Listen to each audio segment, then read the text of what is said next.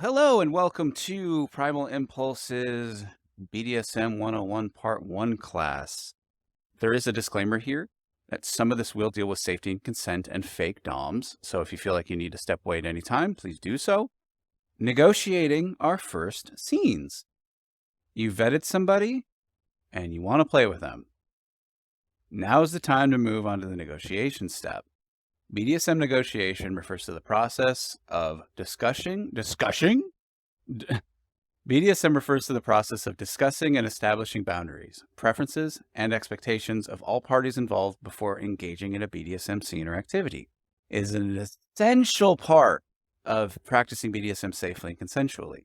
During the negotiation process, the participants typically discuss and establish their roles, who is the dominant, submissive, or switch in this instance, or switching back and forth. 2, their limits or boundaries, what activities are okay and what's off limits. 3, what are your expectations, what types of scene, the intensity of play, the use of specific tools or equipment. 4, any physical or mental health concerns that may affect the scene. 5, the use of safe words or other forms of communication during the scene. 6, and last but not least, the plan for aftercare and debriefing after the scene. By openly discussing these aspects, all parties can establish trust, ensure that everyone is on the same page, and minimize the risk of unintended harm or misunderstandings. Effective BDSM negotiation involves open and honest communication, active listening, and a willingness to compromise and respect each other's boundaries and limits. So, who is in what role? We're going to go through everything that was said one at a time in segments. Roles and expectations are an integral part of BDSM as they establish the power dynamic and boundaries between partners. Negotiating roles and expectations before engaging in play is essential to this. So there are typically 2 main roles, dominant and submissive, as we learned earlier. The dominant partner is responsible for setting the scene, giving orders, and directing the play, while the submissive partner is responsible for following those orders and submitting to the dominant control. However, within these roles, there is a wide range of expectations and variations depending on the desires and preferences of the individuals involved.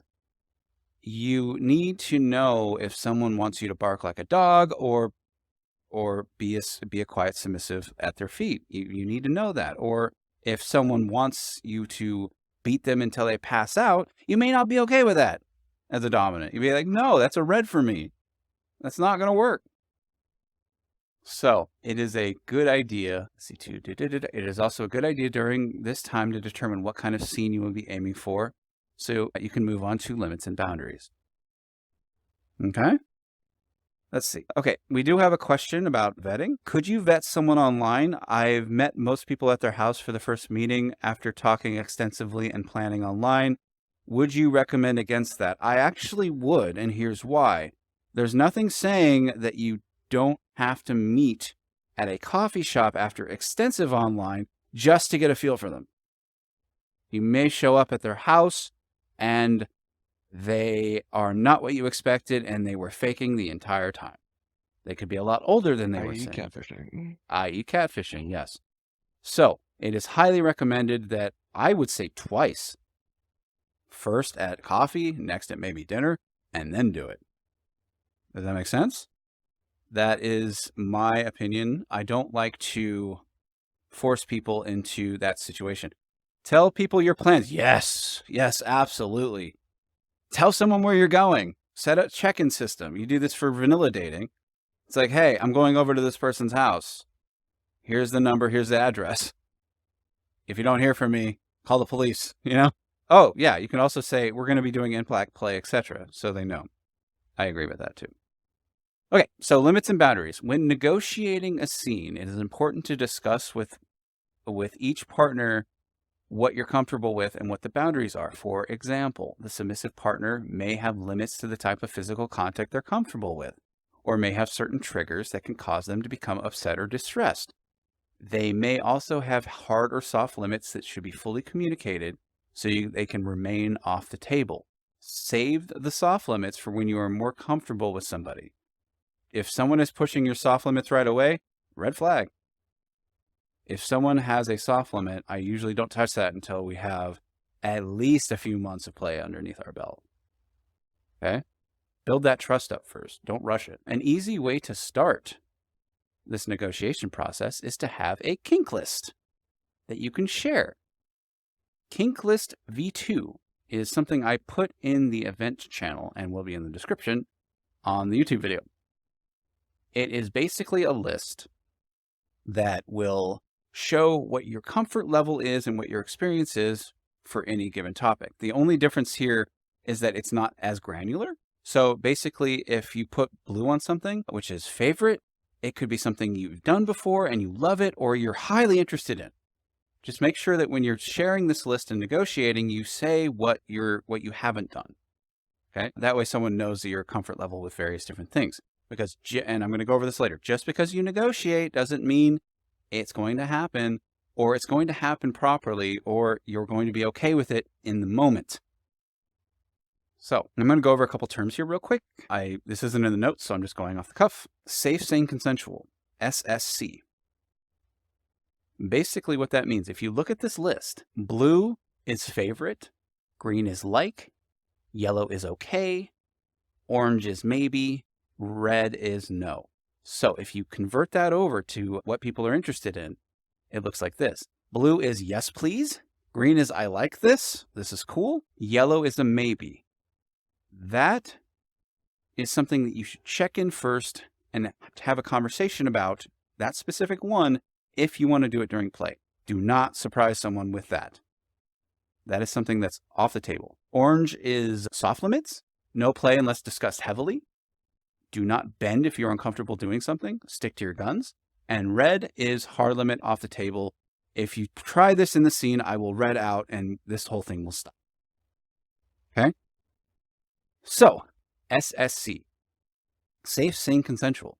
This is basically where you say, I'm going to take 3 or 5 things off of our list together. We're going to negotiate. We're going to come up with 3 or 5 things, and we're going to say, these are what we're going to do in this order. Here are the toys that I want to use. I'll put them out on the table. Flogger, paddle, knife, Warburg wheel, and vampire gloves. I like sharp things. What can I say? Someone may say no to the knife, yes to the flogger, yes to the crop or whatever I said, and no to everything else. I don't want anything sharp on my body. Okay, cool. That's fine. We're going to use these items, these 2 items during this scene in this order, and we're not going to deviate. That is safe, sane, and consensual. That is, you are aware of what's going on, and here is the details, and there's no surprises. Something I don't recommend is going to RAC unless you know what you're doing. RAC is Risk Assessment Consensual Kink. It basically means that anything that we've discussed that is on your green and blue, favorite and like, is on the table. If during a scene we're doing something and you want me to not do that during that, you can just say yellow, move on to something else if you're not feeling it. That is what RAC is. RAC also means that it also for me means a permission as a dominant to touch on yellows actively. Meaning that I can touch on the yellow during the scene and say, may I do this, yes or no? Don't do that in safe, sane, and consensual. You want to stay to the thing. RAC is more creatively and free-flowing. You want to make sure that you have trust before you do something like that. But basically in RAC, you can be like, you have a maybe on Warburg wheels. Is it okay if I bring one down to your back? Yes or no? No? Okay, I put it aside. And you don't touch soft limits or hard limits ever. Soft limits can be moved to maybes with heavy negotiation. There's a third one here called total power exchange. Do not get into this unless you're absolutely sure you have 100% trust with this person. You're giving permission for them to push your soft limits. It's basically a form of CNC. You're giving them permission basically for use. And that's fun. That's amazing. That's a great way to have a relationship. I don't do that very often with someone that I'm not in an active relationship with, because it takes so much trust and so much experience to know what they want, because you don't want to push that soft limit without knowing that they can handle it. And as a dominant, their health and well-being is your responsibility. When they are in a scene, they may not be able to communicate. That's why you read body language, okay? So Ignore what I said about rack for now. Ignore what I said about TPE for now. Stick with SSC as someone new to the scene. Especially if you're playing with somebody for the first couple times, don't give that freedom and don't take that freedom until both parties are ready. This kink list allows partners to easily see what you're into and what you aren't.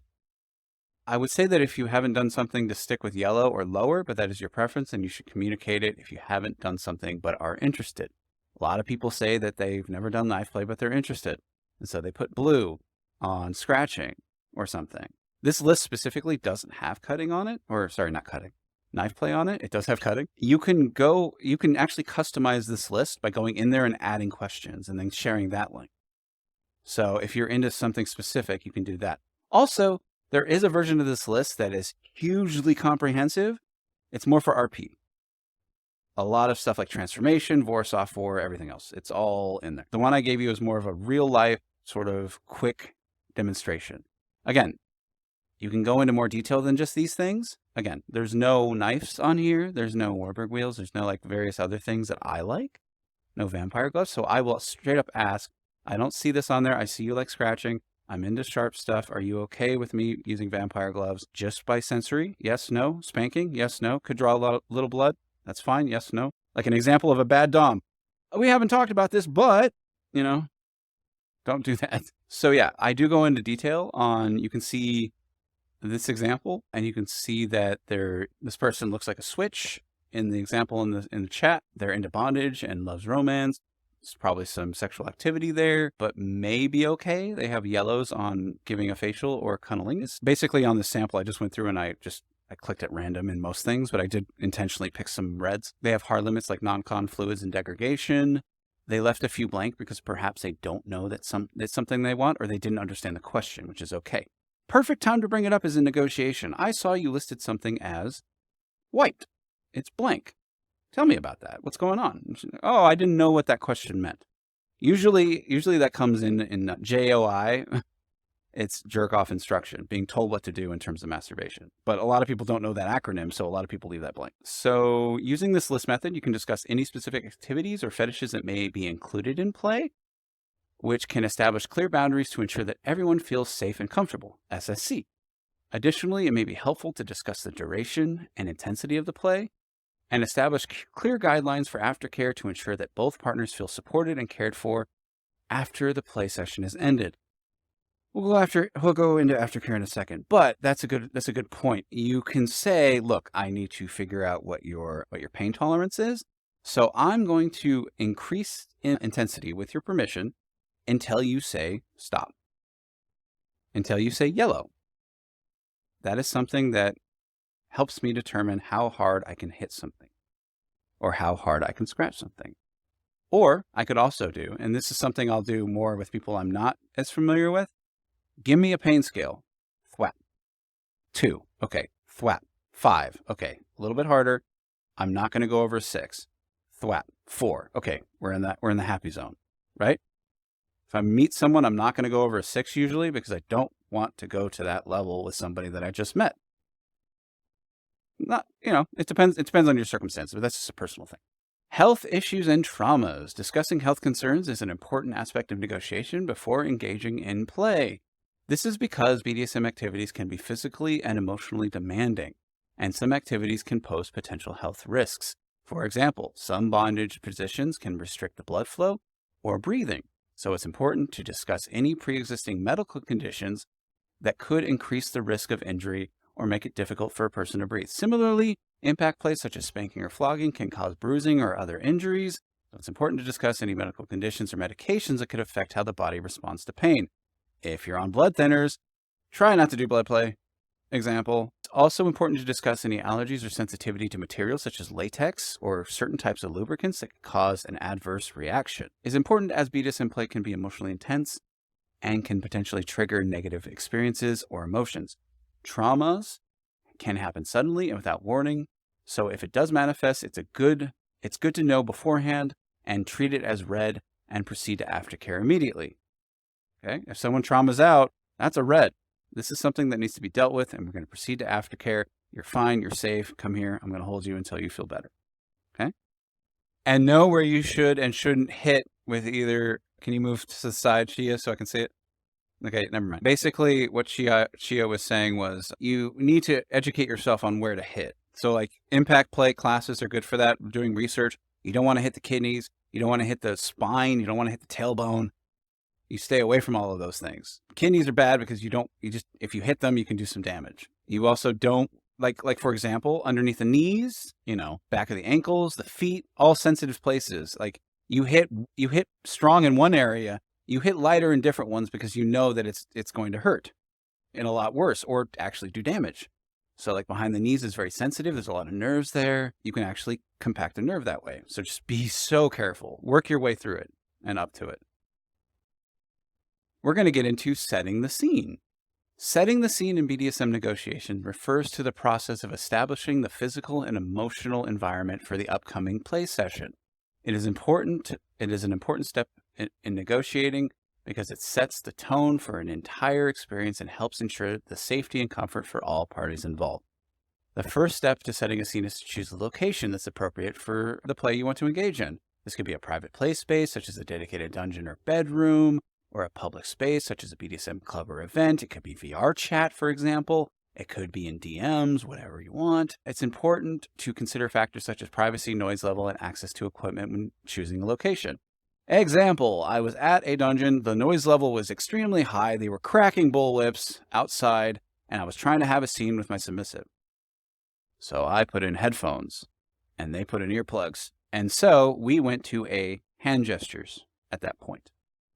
So if something was wrong, hand gesture. And so what happened, they were tied up like this. When we went to that, I took one of them off and I said, okay, mental bondage, your hand is stuck there. If you need to, wave it. So instead of it actually being stuck there, I allowed them to be able to wave their hand because I didn't want them stuck and not being able to communicate. Make sense? Next, you need to decide on physical elements that will be creating the desired atmosphere for the scene. This might include lighting, temperature, music, or other sensory factors that can enhance the mood and help both partners get into the right headspace. Some people also choose to decorate the space with BDSM-related artwork, furniture, or accessories to further enhance the scene. The next step is listing the fetishes or type of play you want to include in the scene. Be open-minded and do not be upset if someone says no to something you want to do. Adapt and be inclusive in your discussions. Active listening. As stated previously, stick to three to five things at first so you don't get overwhelmed. You could do an impact scene with a flogger followed by scratching and then oral service to the top. Afterwards, aftercare, which we'll cover later, is required to come down from the scene, right? Okay. It is also a good time to lay out the tools that you are going to be negotiating during the scene, as I mentioned earlier. Paddles, crops, restraints, sex toys, etc. And go through them one at a time with yes or no's. Make sure all parties are comfortable with every single implement. Do not surprise somebody with a toy or a fetish that is not negotiated prior. This can lead to a break in consent and can cause harm, so do not do it. It's in caps for a reason. Period. Make sure that if you're going to surprise somebody, it's in rack and it's been something that's been previously negotiated that you're okay to do. If you're doing SSC, surprises are bad. If you're doing rack, surprises are good. Don't do rack unless you're absolutely ready and know that you can handle it. Again, this is where you discuss what you're actually going to be doing. So it's a very important step as well. And you want to make sure that you're doing it correctly because you don't want any miscommunication here. Because you're like, I'm good with this, this, and this. And if someone busts out something on you, like that's a surprise, yellow, what's going on? If they ignore you, red, let me go. First aid, yes, thank you. Always important to have a first aid kit nearby when you're doing anything in BDSM.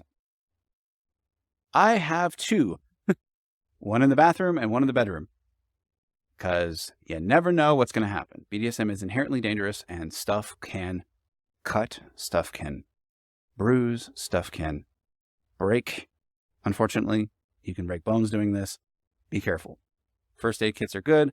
Knowing what to do in those cases is even better and sort of required at this point. Communication and safe words. Remember, anyone can use a safe word at any time for any reason. Safe words are a crucial aspect of negotiating a BDSM scene.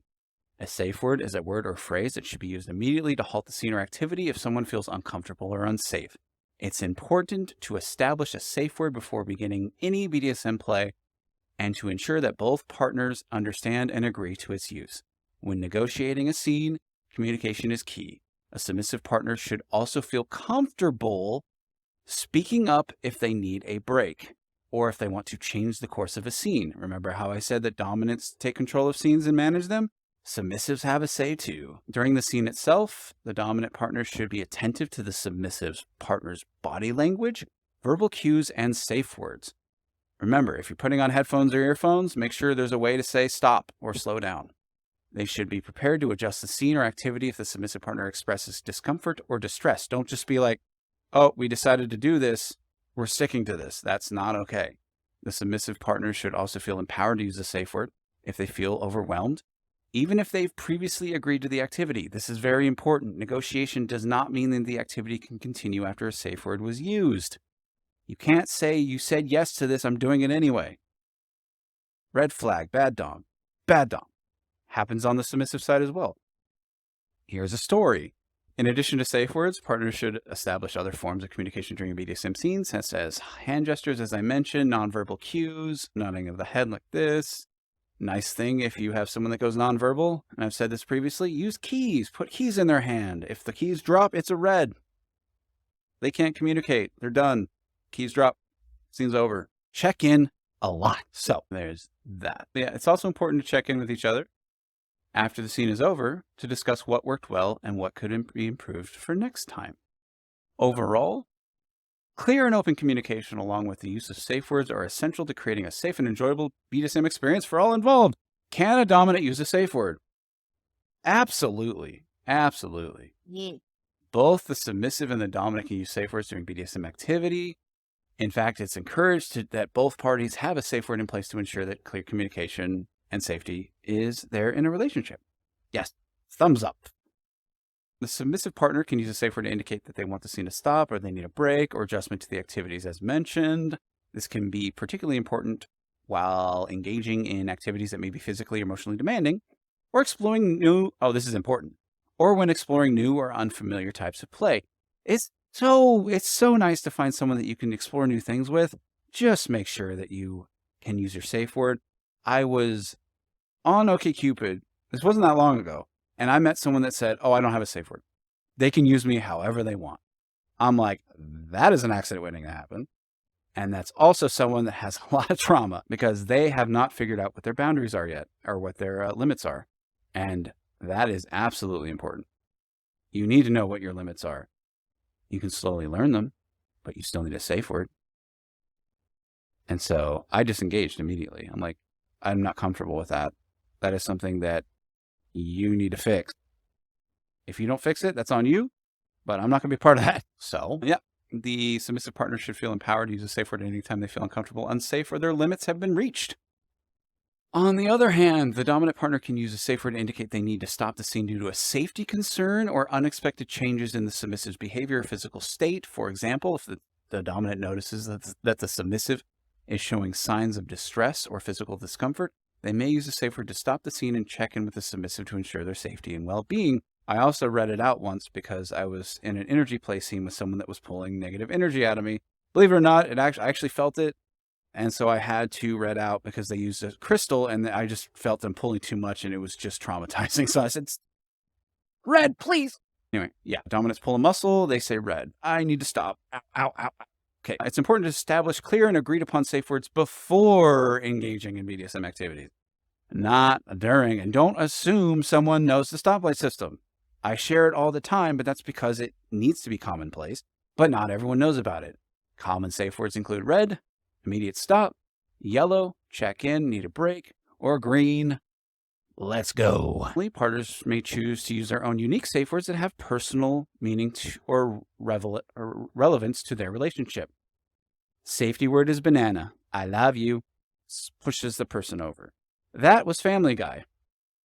Their safety word is banana while he's in the gimp suit. Checking in. Checking in during a scene is an important aspect, as I was going over earlier, as it ensures that everyone involved is comfortable and safe. It involves regularly pausing the scene to check in with each other, communication or needs or concerns, and adjust the play as necessary. It doesn't have to be verbal. A tap on the back or or this is what, okay, this is going to sound weird, but in wrestling, everyone knows it's fake in terms of like it's scripted, but it's real in terms of activity. People can get hurt doing it.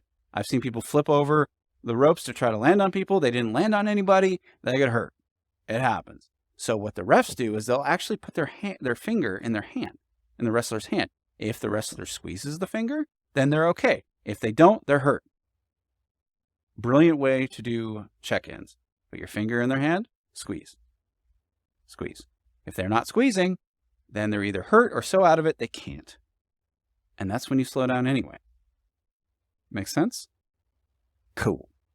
During the scene, both dominant and submissive should be actively checking in with each other to ensure that everyone is okay. This can be done through nonverbal cues, as I mentioned, or shaking of the head, or nodding, through verbal communication. How are you doing? Is this okay?